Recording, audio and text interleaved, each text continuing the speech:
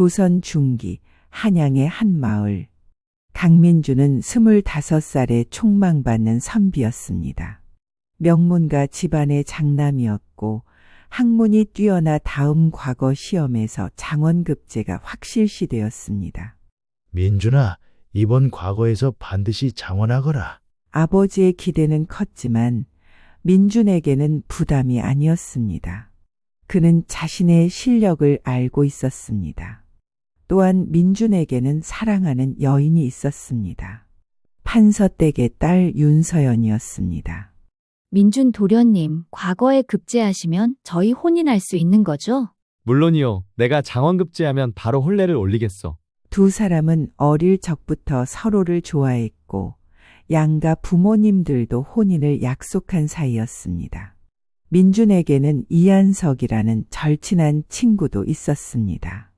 한석은 민준과 같은 서당에서 공부했고 10년 넘게 함께 학문을 닦아온 친구였습니다. 하지만 한석은 민준만큼 뛰어나지 못했습니다. 민준아, 너는 정말 부럽다. 학문도 뛰어나고 아름다운 약혼녀도 있고 집안도 좋고. 한석아, 무슨 소리야. 너도 충분히 훌륭해. 아니야. 나는 늘 너의 그림자 같아. 민준은 한석의 열등감을 알고 있었지만 그것이 얼마나 깊은지는 몰랐습니다. 과거 시험이 한 달 앞으로 다가왔습니다. 민준아, 이번 과거 문제가 무엇일까? 생각해봤는데 시무책이 나오지 않을까? 시무책. 나 좀 도와줄 수 있겠니? 물론이지. 민준은 한석을 위해 시무책 답안을 정리해 주었습니다. 친구를 돕는 것은 당연한 일이라고 생각했습니다. 하지만 그것이 민준의 인생을 송두리째 바꿀 큰 실수가 될 줄은 몰랐습니다. 과거 시험 전날 밤이었습니다. 민준은 자신의 서재에서 마지막 정리를 하고 있었습니다. 그때 한석이 찾아왔습니다. 민준아, 술 한잔하자. 내일이면 우리 인생이 결정되는 날이잖아. 그래, 좋아. 두 사람은 술을 마셨습니다. 민준은 평소보다 많이 취했습니다. 민준아, 너는 정말 좋겠다. 한석의 목소리가 묘하게 들렸지만 민준은 신경 쓰지 않았습니다. 얼마 후 민준은 정신을 잃었습니다.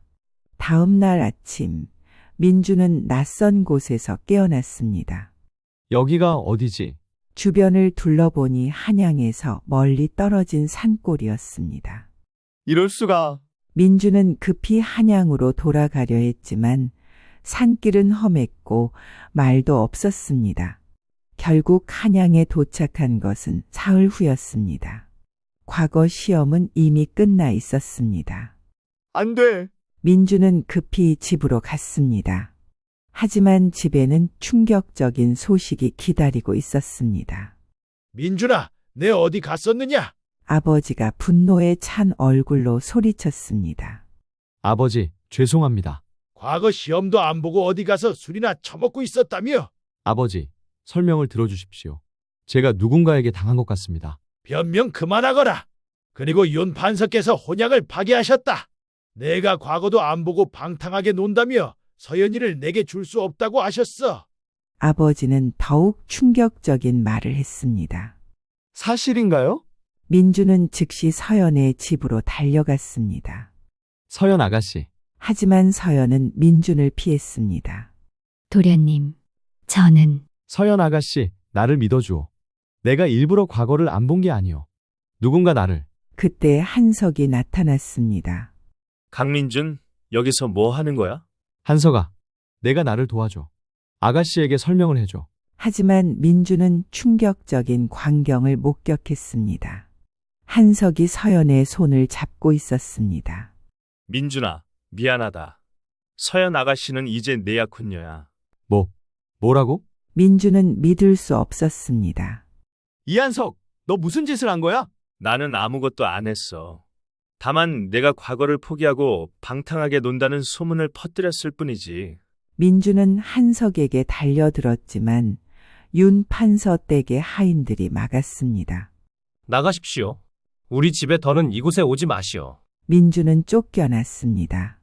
집으로 돌아온 민주는 더 큰 충격을 받았습니다. 민준이 내가 과거를 포기했다는 소문이 온 한양에 퍼졌다. 우리 집안의 명예가 땅에 떨어졌다. 아버지, 제가 설명을 하겠습니다. 설명은 무슨 설명? 필요 없다. 너는 이제 이 집안의 자식이 아니다. 당장 나가거라. 아버지, 나가! 민주는 집에서도 쫓겨났습니다. 그날 밤 민주는 거리에서 절규했습니다.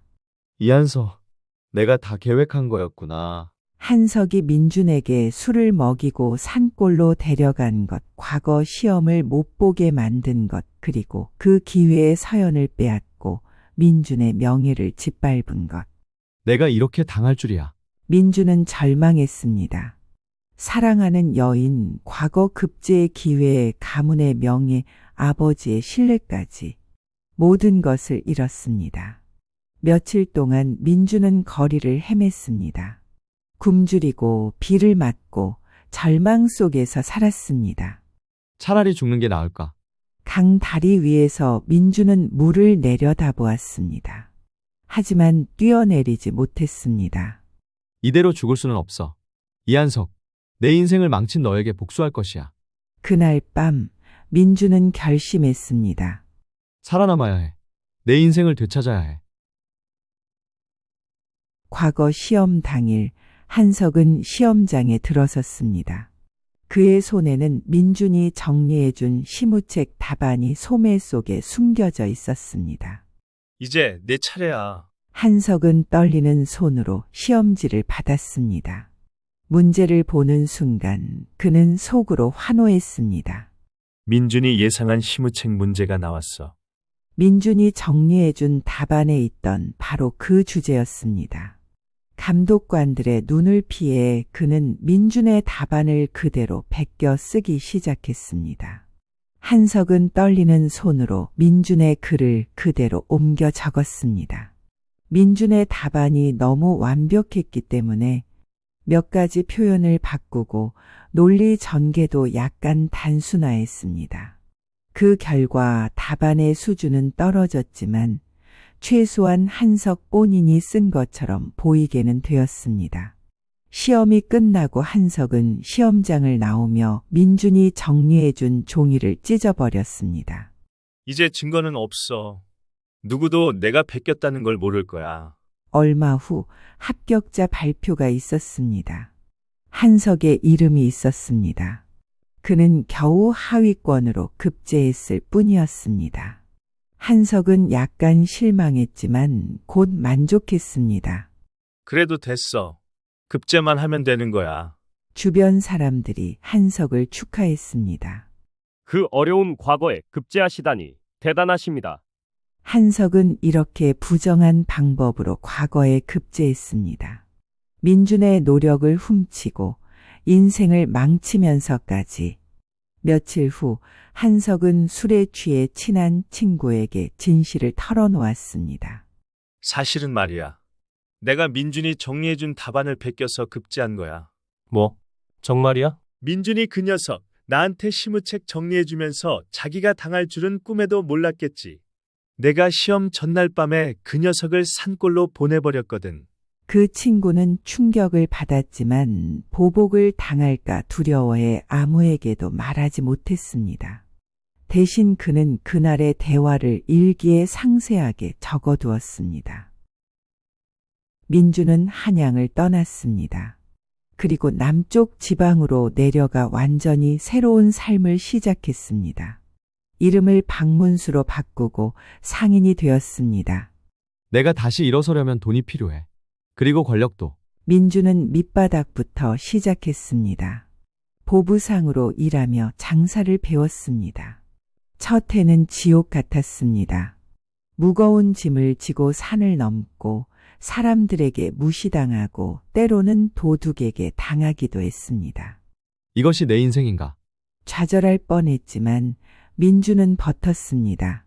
포기하고 싶을 때마다 한석에 대한 복수심이 그를 지탱했습니다. 5년이 지나 민주는 이제 작은 상단을 운영하고 있었습니다. 장사 수완이 뛰어나 돈을 모았고 많은 사람들을 고용했습니다. 10년이 지나고 민주는 이제 지방에서 손꼽히는 큰 상인이 되었습니다. 돈도 많이 벌었고 전국의 보부상과 거래하며 인맥도 넓어졌습니다. 10년이라는 시간이 흘렀지만 단 한순간도 잊은 적 없었습니다. 이한석, 그래. 너는 잘 살고 있겠지. 내 모든 것을 훔쳐서. 민주는 한양의 소식을 계속 들었습니다. 한석이 과거에 급제하고 서연과 혼인했던 소식 모두. 그리고 15년 후 그는 지방의 수령이 되었습니다. 이한석이 어느 지방 수령이 되었다고? 민주는 정보를 수집했습니다. 전라도 나주 목사가 되었습니다. 나주라고. 민준의 눈빛이 차갑게 변했습니다. 좋아. 이제 때가 왔어. 15년의 준비 끝에 민주는 복수를 시작할 준비가 되었습니다. 민주는 부유한 상인 박문수라는 이름으로 나주에 갔습니다. 여기 나주에서 가장 큰 저택을 사겠습니다. 민주는 엄청난 돈으로 나주에서 가장 좋은 집을 샀습니다. 그리고 큰 상단을 운영하기 시작했습니다. 소문이 퍼졌습니다. 한양에서 큰 상인이 나주로 왔다더라. 박문수라는 사람인데 엄청난 부자래. 한석도 이 소문을 들었습니다. 박문수? 누구지? 한양에서 온 큰 상인이라고 합니다. 목사님께 인사드리고 싶다고 합니다. 그래. 한번 만나보지. 한석은 민준을 전혀 알아보지 못했습니다. 15년이라는 오랜 시간 보부상으로 여기저기 돌아다니며 고생한 민준의 외모는 많이 바뀌었습니다. 민준은 수염을 기르고 있었고 예전의 비단옷이 아닌 상인 복장을 하고 있었습니다. 목사님을 뵙게 되어 영광입니다. 어서 오시오. 민준은 속으로 냉소를 지었습니다. 너는 나를 알아보지도 못하는구나, 한석아. 민준과 한석은 자주 만나게 되었습니다. 한석은 민준이 부자이고 인맥도 넓다는 것을 알고 가까이 지내려 했습니다. 민준은 첫 번째 복수를 시작했습니다. 한석은 상인들에게 뇌물을 받고 있었습니다. 민준은 증거를 수집하기 시작했습니다. 한석이 그동안 누구에게 뇌물을 받았는지 모두 기록하십시오. 민준의 부하들이 철저히 조사했습니다. 석 달 후 민준은 충분한 증거를 모았습니다. 좋아. 이제 이 증거들을 한양으로 보내자. 민준은 이한석의 부정부패 증거를 한양의 사원부에 익명으로 보냈습니다. 한 달 후 한양에서 암행어사가 나왔습니다. 이한석 목사, 뇌물수수 혐의로 조사하겠다. 한석은 당황했습니다. 뭐라고? 뇌물이라니? 나는 그런 적 없어. 하지만 민준이 수집한 증거는 확실했습니다. 한석은 관직을 박탈당하고 한양으로 압송되었습니다. 민준은 그 광경을 멀리서 지켜보며 미소 지었습니다. 이제 시작일 뿐이야, 이한석. 한석은 한양으로 압송되어 신문을 받았습니다. 하지만 그의 죄는 뇌물 수수뿐이었고 처벌은 관직 박탈과 유배였습니다. 이 정도로는 부족하다. 이제 두 번째 복수를 시작할 때였습니다.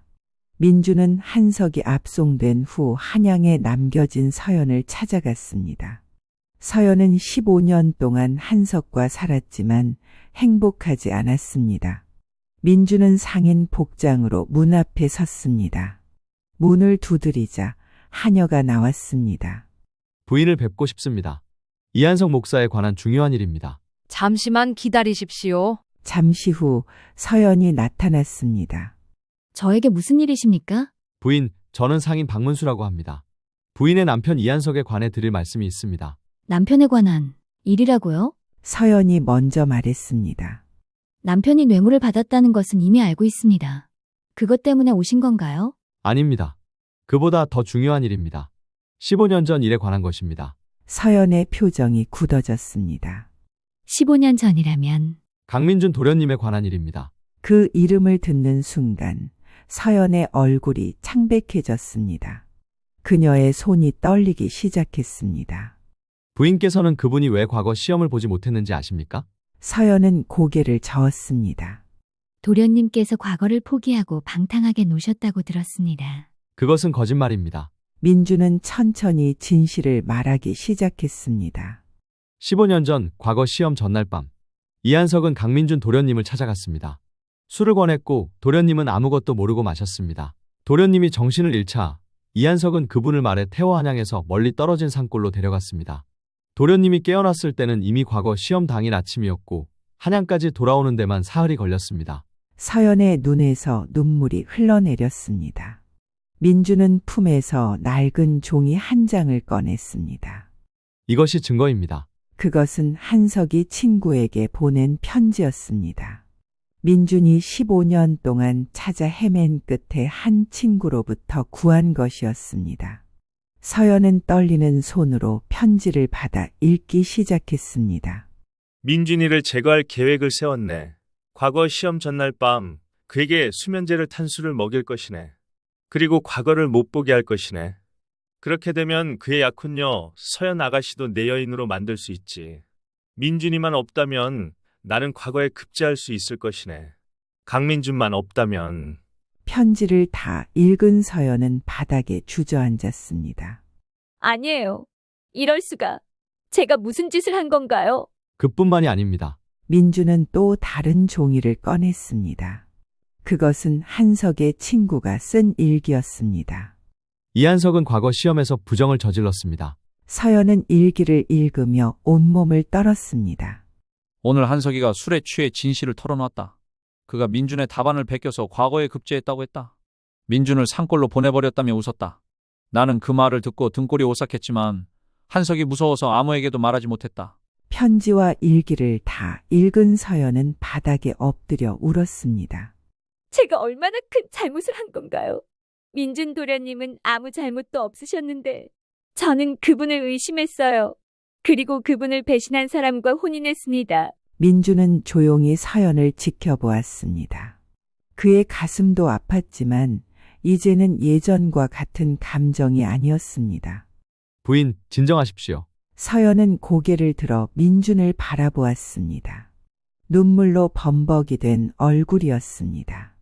박상희님, 민준 도련님은 지금 어디 계신가요?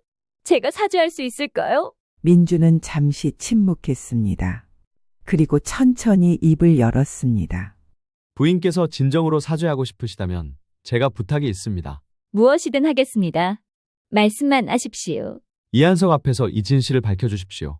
그가 저지른 죄를 세상에 알려주십시오. 예, 그렇게 하겠습니다. 반드시 그렇게 하겠습니다. 서연은 결연한 표정으로 고개를 끄덕였습니다. 민주는 천천히 분장을 벗었습니다. 민준이 옛날 목소리로 말했습니다. 부인 아니, 서연 아가씨. 서연은 민준을 보고 숨이 멎는 것 같았습니다. 도련님? 서연은 믿을 수 없다는 표정으로 민준을 바라보았습니다. 정말 민준 도련님이세요? 오랜만입니다, 서연 아가씨. 민준의 얼굴에는 15년의 세월이 새겨져 있었습니다. 깊어진 주름, 단단해진 표정, 그리고 무엇보다 차갑게 변한 눈빛. 아가씨, 저는 이제 강민준이 아닙니다. 상인 박문수입니다. 아니에요. 도련님은 여전히 강민준이세요. 서연은 민준을 끌어안으려 했지만 민준은 그녀를 막았습니다. 아가씨, 15년이라는 세월은 사람을 바꿉니다. 저는 이제 예전의 그 민준이 아닙니다. 그리고 아가씨도 이제 이한석의 부인이 아니십니까? 제가 잘못했어요. 도련님을 믿지 못했어요.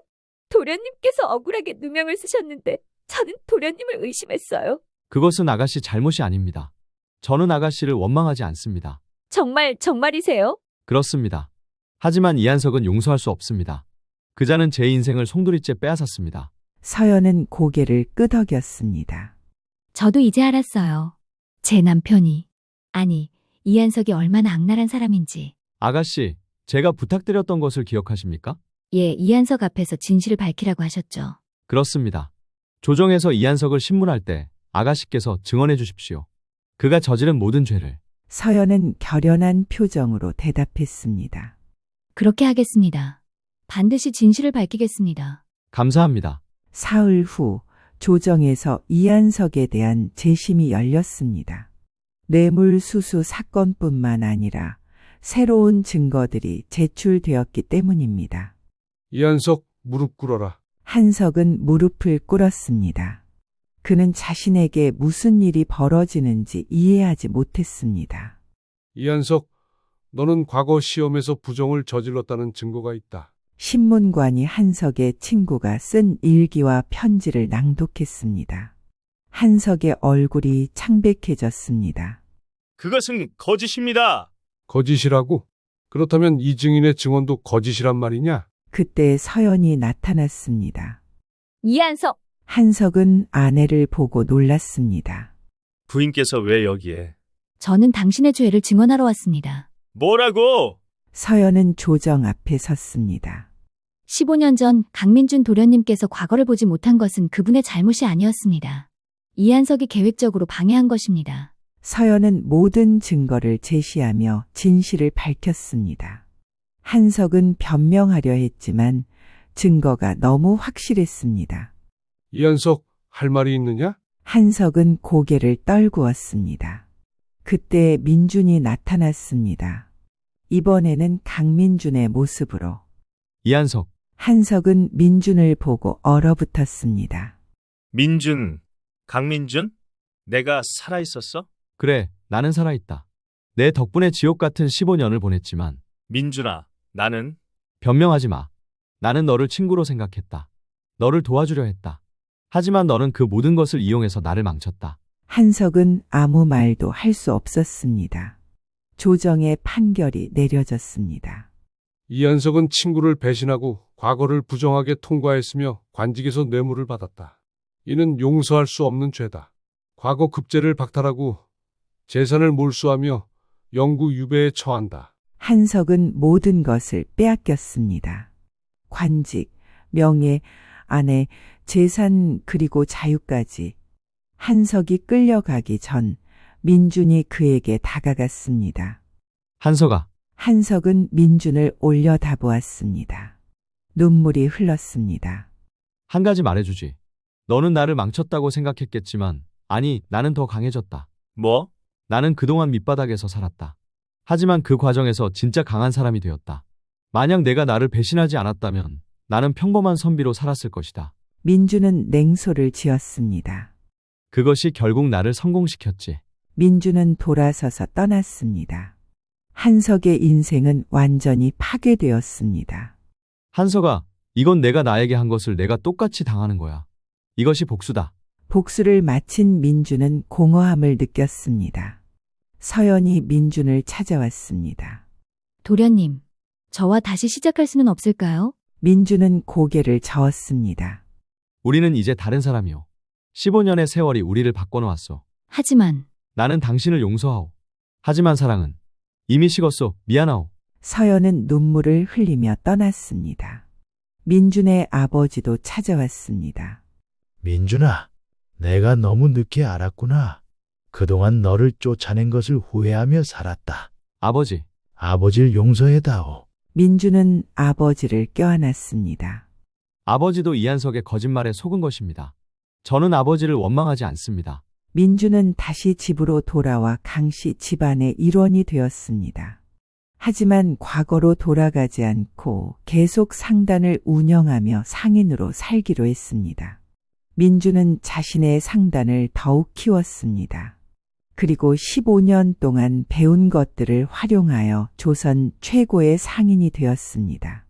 얼마 지나지 않아 민준은 새로운 여인을 만났습니다. 그녀는 민준의 고통을 이해했고 진심으로 사랑했습니다. 당신의 과거는 중요하지 않아요. 지금의 당신이 중요해요. 민준은 그녀와 혼인했고 행복한 가정을 이루었습니다. 어느 날 민준은 유배지의 한석에 대한 소식을 들었습니다. 한석이 유배지에서 역병에 들어 죽었다고 합니다. 민준은 복잡한 심정이었습니다. 그래, 이제 모든 것이 끝났구나. 민준은 예전 죽음을 결심했던 강 다리로 갔습니다. 그때 내가 이곳에서 뛰어내렸다면 지금의 나는 없었겠지. 복수도 새로운 인생도. 민준은 물에 작은 돌을 던졌습니다. 한석아, 이제 편히 쉬어라. 나도 이제 너를 잊겠다. 이제는 알 수 있었습니다. 복수보다 중요한 것은 자신의 인생을 잘 사는 것이고 자신을 더 나은 사람으로 만드는 것이라는 걸. 그것이 진정한 복수였습니다. 배신자가 후회할 만큼 멋진 삶을 사는 것. 그것을 본 배신자가 자신을 보고 평생 후회하게 만드는 것. 민주는 이제 새로운 삶을 향해 걸어갔습니다. 빼앗긴 인생을 되찾은 것이 아니었습니다. 새로운 인생을 만든 것이었습니다. 여러분, 오늘 이야기를 들으시면서 무엇을 느끼셨나요? 여러분도 어떤 좌절을 겪더라도 새로운 시작은 가능합니다. 새로운 인생을 만들어 가시길 바랍니다. 댓글로 여러분의 생각을 나눠주세요. 이야기가 재미있으셨다면 구독과 좋아요 눌러주세요. 다음에 더 재미있는 이야기로 찾아오겠습니다. 다른 이야기로 여러분들의 하루를 더욱 즐겁게 만들어 드리겠습니다. 영상 시청해 주셔서 감사합니다.